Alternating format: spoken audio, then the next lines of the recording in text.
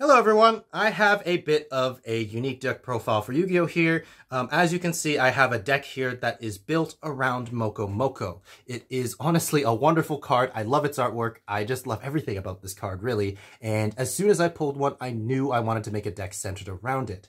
And of course, without further ado, I'm really excited to show you what this deck's about. So let's just jump right into it. So for starters, 3 Moko Moko. Obviously, I run 3 because I want to see it as much as possible, and to be honest, I kind of want my opponent to see it as much as possible too. It's just, look at this thing, right? And of course, next I run 3 Moko Moko because of its draw power. This lets me get to my Moko Moko more, it boosts the general consistency of my deck further. It's a really simple effect. I flip it face up, I draw a card. It's a wonderful effect, and it doesn't come with any costs. It is just amazing. No downsides. Next, I run 3 Moko Moko because of its reflip effect. And so what I mean by that is that when it's face up, I can flip it back face down, and that, of course, helps me avoid things like face-up targeting. So if my opponent has anything that targets face-up monsters, I know that my Moko Moko will be safe. And speaking of cards that can keep themselves safe, I run 3 Moko Mokos for its battle immunity. Whenever I don't have lethal, or if I'm just in a bad spot and I need something to keep me safe for the turn, Moko Moko is immune to battle destruction, so I can sit on these and survive until I can get my plays going. Then I run 3 Moko Moko for its illusion typing. This type is on the rise. It's getting more and more support, so I want to keep my options open for further support by having these in the deck ready to go. Next, I run 2 Moko Moko because it can't destroy an opponent's monster by battle. This is actually incredibly helpful because this way I can continue to attack my opponent's monsters without having to worry about pesky floating effects. This comes up really often, but it's still a niche situation, so I don't want to run 3 because I would brick if I had too many of them.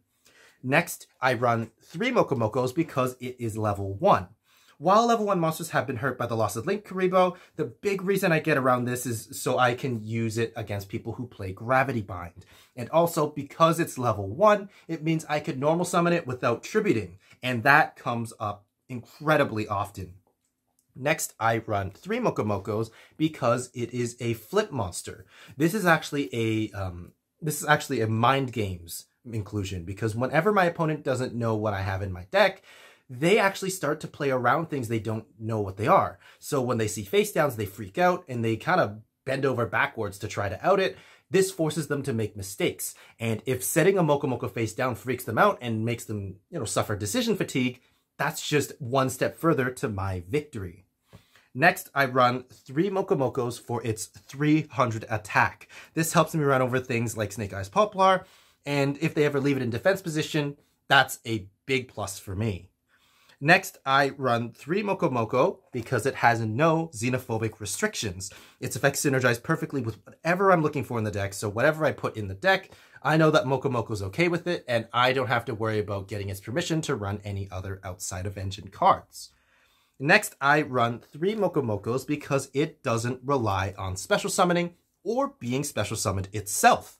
That way, if my opponent runs Nib or runs any floodgates that stop my combos, I don't have to worry because all I have to do is set Moko Moko, off I go. I've got my entire plays good to go. So with that, I'm basically wasting all their floodgates, wasting all their nibs, and it's just, it doesn't get stopped by those play styles, so it's a wonderful card for that. And speaking of things it doesn't care about, I run 3 Moko Mokos because it doesn't care about Dimension Shifter. So same thing with what I said about Nib and the Floodgates. This essentially turns Shifter into a dead card because even if they play it, it doesn't affect Moko Moko. It just flips face up and I draw a card, right? So it is a great way to play around Shifter as well. Next, I run 3 Moko Moko because it has a water attribute. With fire decks running around everywhere, I wanted to make sure I have enough water to douse those flames. Next, I run 1 Moko Moko because its preceding effects are once per turn. It's a great card, its effects are amazing, but because they're once per turn, I don't want to run into the situation where I draw too many Moko Mokos and they end up being redundant in my hand. So that's why I wanted to keep it at 1, just to make sure that I play around the once per turns. Next, I run 3 Moko Moko because it has 300 defense. This monstrous amount of defense helps me keep those threatening bait sticks at bay, especially when they use pierce damage as their strategy, right? So whenever they have the, the Petite Moth equipped with the Fairy Meteor Crush, I know that I'll be safe with Mokomoko's monstrous defense. Next, I run 3 Mokomokos because it's first edition. This one's kind of a selfish pick. You don't have to run these if you don't want to. I just wanted to show off my max rarity Mokomokos to bling out my deck. Next, I run 2 Mokomokos because it has the name Moko in it twice. I wanted to make sure that I followed the theme here, and the name is just essentially telling me how many copies of it to run. Next, I run 3 Mokomokos because its effect doesn't miss timing. I know that I can always counter its effect going off no matter what my opponent does, save for some unfortunate negates. So I want to see this thing as much as possible by running it at 3. Next, I run 3 Mokomoko because its attack and defense are the same number. This way, I can avoid shenanigans related to cards like Inverse Universe, Sword and Shield, Ojama Country, what have you. So if I know my opponent has those, I can rest easy knowing that I have a reliable 300 in both the attack and defense. Next, I run 3 Mokomokos as an alternative to cards like Upstart and Prosperity, because in case I get tagged with an opponent, or in case I get tagged with a partner who plays Super Heavy Samurai, I can make sure that I don't ruin their graveyard by putting spells in there. So Mokomoko is a great way to get me and my partner draw power without having to worry about locking out my opponent with anything. Next, I run 3 Mokomokos because it's the 33rd card in Phantom Nightmare. This synergizes with the 300 attack, the 300 defense, and it's just, I don't know, the number 3 is just so present in this card, I can't help but run it at 3. And finally, I run 1 Mokomoko to round out the pile. This makes me hit 60 cards rather than 59, and honestly, that one card makes all the difference in the Runic matchup. So it's honestly saved me against a ton of Runic players, and just the sheer number of cards that they had to dig through was enough to help me win against them. So that is, of course, the main deck, a 60-card pile. Some of the best cards in the game are in here. I don't think I need to say more about it, so let's just move right on to the side deck. I run 3 Mokomoko in the side for its draw effect, but because it's a monster, it's really susceptible to TTT, so I wanted to keep it in the side just in case people are maining it.